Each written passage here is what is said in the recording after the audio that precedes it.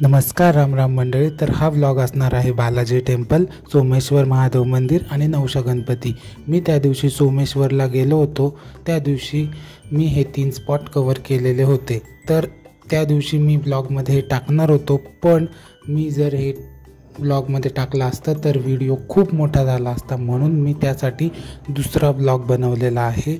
तर तुम्ही बघू शकता, सुरुवातीला जी कमान बघितली आहे ती कमान आहे बालाजी टेम्पलची। तर सोमेश्वर धबधब्यापासूनच 5 ते 10 मिनिटाच्या अंतरावर हे बालाजी टेम्पल आहे। खूप सुंदर असं मंदिर हे आहे। इथे पण खूप गर्दी असते लोकांची आणि हे संपूर्ण निसर्गाच्या सानिध्यात असलेलं हे टेम्पल आहे। तर बघू शकता तुम्ही, हे व्यंकटेश बालाजी मंदिर आहे आणि यामध्येच मोरोपंत पिंगळे यांची गोशाळा सुद्धा आहे। त्यांचा हा गोशाळेचा प्रकल्प सुद्धा या परिसरामध्ये आहे।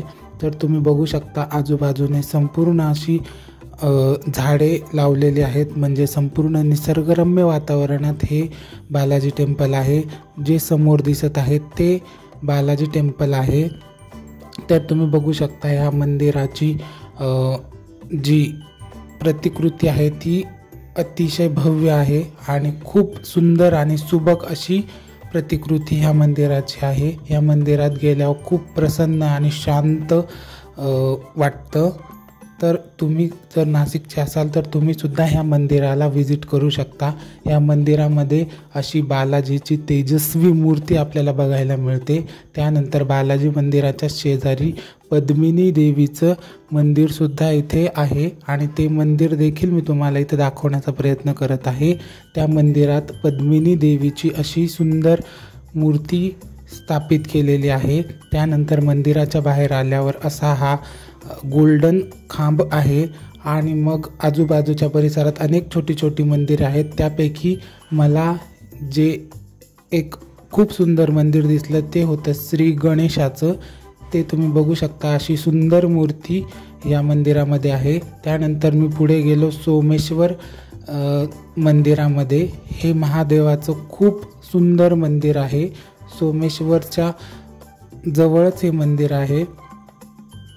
तर बघू शकता तुम्ही, आतमध्ये एंट्री केल्यानंतर आपण सोमेश्वर महादेव मंदिराकडे जायला निघतो तेव्हा असा हा रस्ता आहे। इथून आपल्याला सरळ सोमेश्वर महादेव मंदिरामध्ये जाता येतं।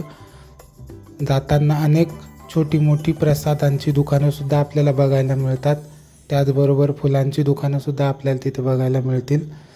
आणि बघू शकता तुम्ही, असा हा परिसर आहे सोमेश्वर महादेव मंदिराचा। समोर जे दिसत आहे तिथे 2-3 मंदिर आहेत, त्यापैकी एक आहे राम जानकी मंदिर आणि त्याच्या शेजारी आहे लक्ष्मीनारायण मंदिर आणि मग त्याच्या पुढे आहे आपलं सोमेश्वर महादेव मंदिर। खूप सुंदर आतमधला परिसर आहे। मी तुम्हाला व्हिडिओच्या माध्यमातून दाखवण्याचा प्रयत्न करत आहे। तुम्ही बघू शकता, हे आहे सोमेश्वर महादेव मंदिर। त्या दिवशी खूप गर्दी होती मंदिरामध्ये, बघू शकता तुम्ही।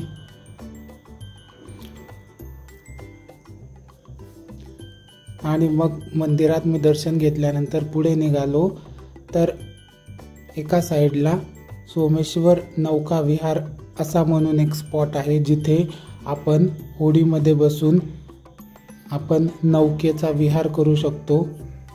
साधारण 50-60 रुपये असं तिकीट असतं तिकडे। ते तिकीट काढून आपण तिथे ज्या नौका असतात त्याच्यामध्ये बसून आपण त्या नौकाचा आनंद घेऊ शकतो। तुम्ही व्हिडिओमध्ये बघू शकतात, काही लोक नौकेमध्ये बसलेले आहेत आणि जलविहाराचा आनंद लुटत आहेत।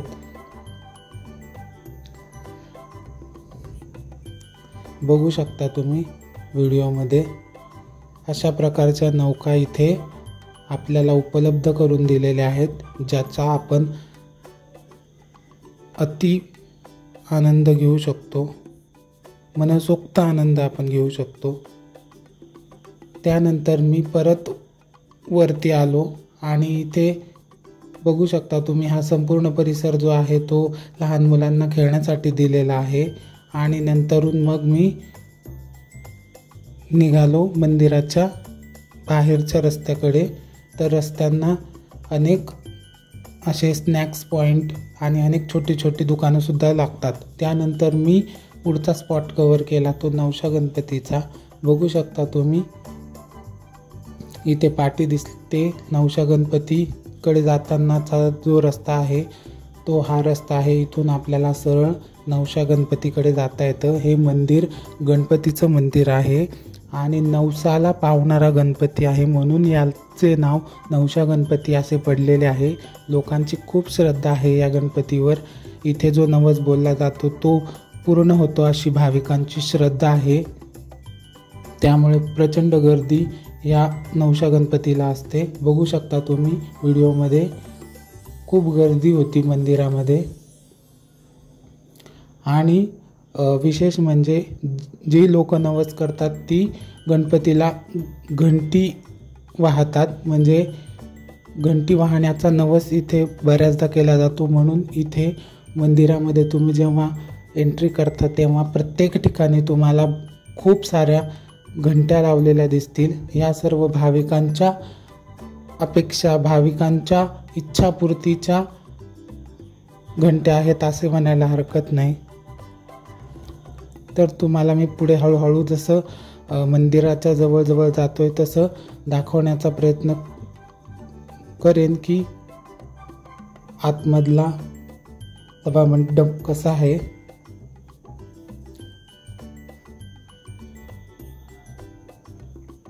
बघू शकता तुम्ही इथे एक मध्यभागी एक मोठी घंटा सुद्धा लावलेली आहे.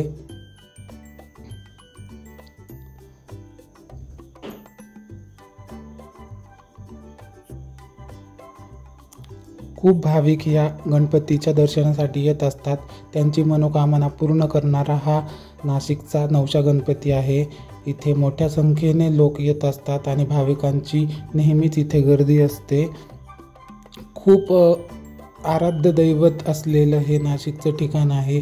इथे संकष्टी चतुर्थीला, गणेश चतुर्थीला प्रचंड गर्दी असते भाविकांची आणि भाविक मोठ्या भक्तिभावाने इथे या गणपतीला येत असतात.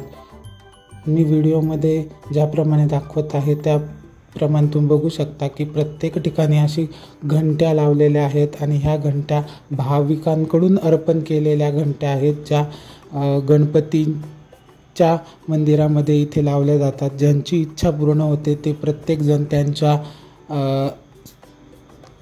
नवसाप्रमाणे घंट्या इथे मंदिरामध्ये लावतात.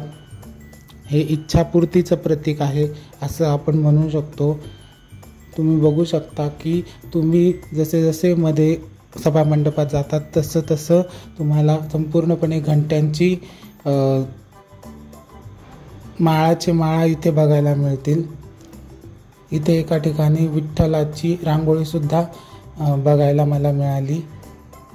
आणि हे गंगा गोदावरीच्या किनारी असल्यामुळे इथे सुद्धा नौका विहाराचा आनंद आपल्याला घेता येतो. बघू शकता तुम्ही अशा या नौका असतात आणि त्याचा सुद्धा आपण आनंद या ठिकाणी घेऊ शकतो. ज्याप्रमाणे सोमेश्वर महादेव मंदिराच्या इथे नौका विहारचा जो स्पॉट होता त्याच प्रकारचा हा स्पॉट इथे सुद्धा आहे.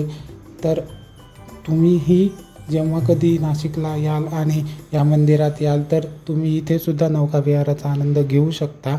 आणि मग मी संपूर्ण हे स्पॉट कवर केल्यानंतर निघालो घरी. आणि घरी जाताना पाऊस पडत होता म्हणून काहीतरी स्नॅक्स खाण्याची इच्छा होती, म्हणून मी इथून 2 समोसे घेतले आणि घरी परतलो.